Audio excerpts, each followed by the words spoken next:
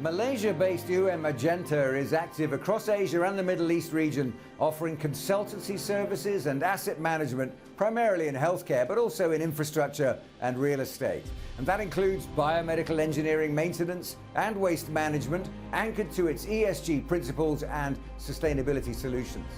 I'm here at COP28 in Dubai to talk to the Managing Director and CEO of UEM Edgenta, Shahrunizam Samsudi.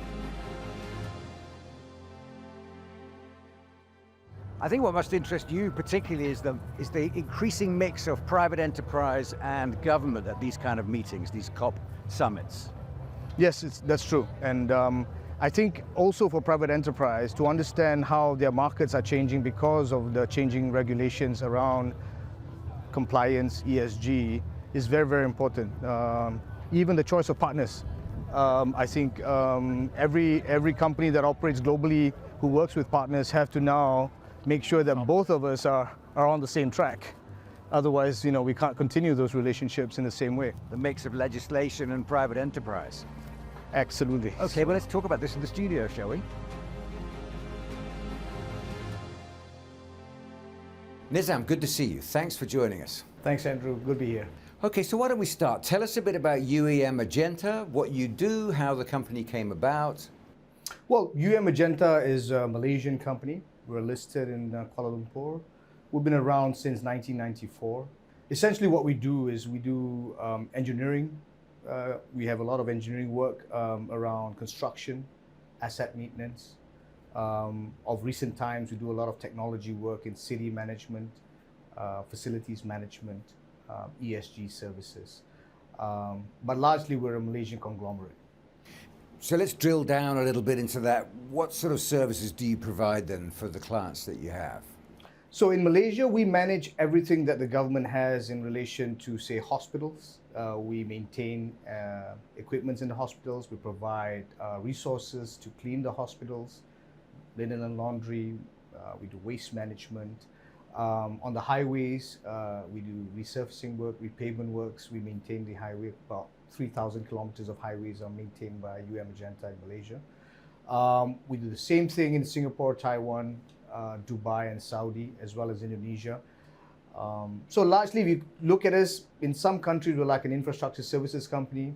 In Singapore, we look more like a hospital support services company. But generally, anyone who owns large assets can rely on us to get things done. And tell us a bit about the ESG policy, because presumably part of that's client demand and client driven. Partly it must be government contract driven, but somehow you found yourself in that space, haven't you? Yes. So I think the good thing about being in services that relate to asset management, we already have some parts of the ESG sort of value systems incorporated with us. So for example, we do a lot of energy management. So part of our job before ESG was sort of an important buzzword. We help clients reduce electricity bills by building sensorized IoT capabilities around assets so that we can optimize them to reduce water usage or electricity usage. But now these policies are embedded in building codes. Like in Singapore, we have building codes that incorporate the need to have more circular economy, making sure that we recycle, reuse, save energy, save water. And largely now governments are pushing towards a lot more ESG transparency in that space. A lot of it also revolves around people. We employ more than 28,000 people in the markets we're in, and making sure that we are inclusive, we provide the right equities, diversity, maintaining and managing the rights of all workers is very important to us. So that's something that continues to be a sort of part of our DNA, because we're a people's business. Well, it's interesting you should say DNA, because something like COP28 is all about trying to infiltrate cultural changes into the way people do business, and that's partly a governmental thing, that's partly a private sector thing. You, with those 28,000 employees, you've also got that cultural challenge within your own organization, haven't you, to bring people with you in a direction of change? Precisely, and in the markets we're in, different governments are pushing it in different ways. Some are a lot more progressive than others. Some a lot faster than others. But I think the most important thing for us is making sure that we have a common narrative across the group. Why ESG is important, what it means to them as workers, both at the operational level as well as the executives. I think that's the most important part of our communication internally and externally, that everyone in the group understands what ESG means to them. And I spent a good 2 years, even during COVID, to really embed that. Especially during COVID, most of our workers in the hospital had to work double time. Why? Because we needed to save lives. Hospitals relied on us to ensure that they were operating not just 24/7, but they had the ability to cater for all the people who needed ICU units, new equipment. So the response time was a lot faster. So we demanded a lot from our workers. And as such, it's important for us to make sure no one gets left behind. When we talk about ESG, it's a simple thing. Does it mean that they have better quality of life? Does that mean that they get better pay? Does it mean the working environment is a lot friendlier? What does it mean to them? I think that's more important before we even touch the sort of external factors that we need to drive towards our client. And also you're exporting that ethos. I mean, Kuala Lumpur is one thing, but you're also active in various parts of Southeast Asia, also growing into the Middle East as well. And you bring with you a certain approach, presumably, that you've learned by yourself in working in Kuala Lumpur, that you're taking into different cultures. That must be a journey in itself. It is. And I think it's good when we have this kind of diversity, because I can share experiences not just from Malaysia, but what happened in Singapore, what happened in Taiwan. It actually helped us in our communication with people in Dubai and Saudi. Because if you look at what Middle East did during COVID, they never really had a lockdown compared to Asia. Asia had massive lockdowns across most of the countries, right? China a bit longer than others. But when you're in that environment, a lot of things change for you.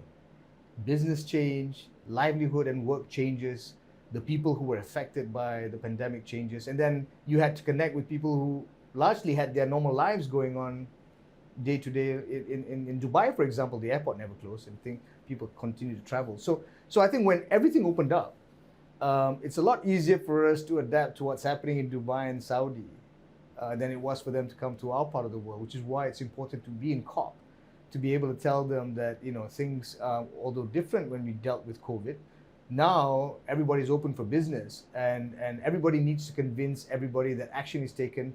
There's trust there. People don't have to worry, when you do business in Asia versus doing business in other parts of the world. And I think that commonality is important. Otherwise, people always have some level of trepidation about, is it okay? The government's going to be stable. There's a lot of that going on at the moment. But now I think, things like COP help. You're in the business of managing other people's assets for them and making sure they run smoothly and making sure they run to the new codes expected of us all and all the rest of it. How important do you think, green technology and innovation in the kind of work that you have to do? Do you find yourself making choices about technology or getting involved in discussions about different types of technologies available? Well, I think the Middle East in particular is tech first, facilities management second. So tech first means that they need to be convinced that we have data points to help them understand what asset they have now. And I think a lot of buildings today, particularly the older ones in Asia, they don't have enough IoT in it. They don't have enough data capabilities to basically assess for the client, if I do nothing today, what happens to this building 5 years from now? What green technologies do I need to put in place? For example, we convert old buildings into Green Building Index certified, whether gold or platinum.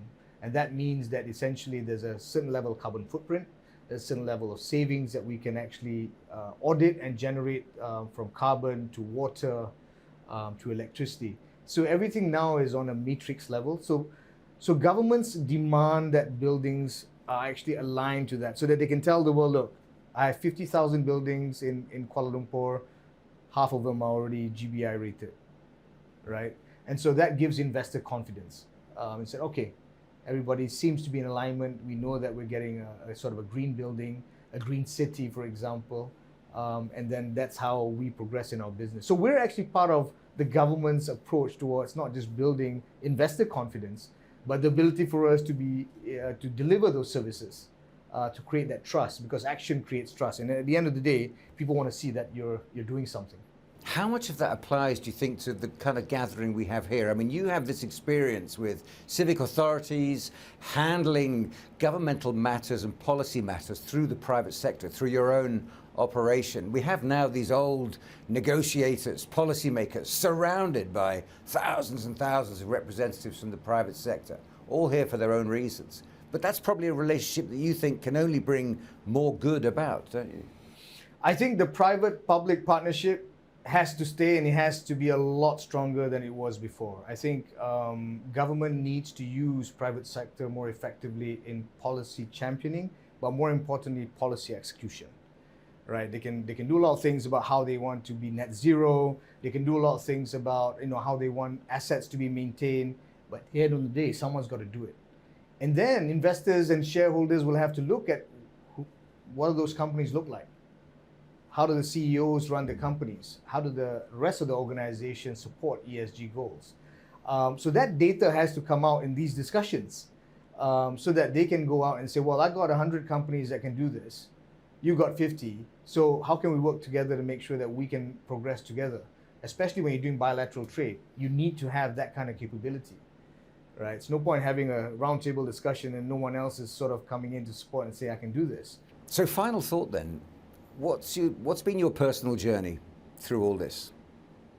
I think, from COVID, it's funny, everybody tells me that, that things have progressed quite a bit from COVID, but people forget that we went through COVID now that everything's okay. But actually COVID taught us a few things. One is that the resiliency of the human being and the humanity itself required us to be so resilient, robust, and we had to learn fast. And for my own personal journey, adapting to a crisis, responding, and making sure we save lives through technology, through the hard work of our people, meant that doing business as is now requires us to have all that, in a package. We can't go back before COVID because that's not us anymore, right? So I think part of it is learning new things in a really, really rapid pace. Second is understanding people a lot more. I think we have to sort of dial down all the politics and sort of the demarcation of countries. And I think when humans talk to humans and what they experience together, companies do that better than governments. Companies do that through a lot more diplomacy. Companies do that through effective products or solutions, and they become better ambassadors for their own countries, even though they don't really carry that flag because they have to support people from other countries too. So I think there's a lot more diplomacy when private sector works together well with government, if you ask me. That's the most important learning point for me. And I did ask you. Thanks very much. Absolute pleasure. Great to see you. Thank you, Andrew.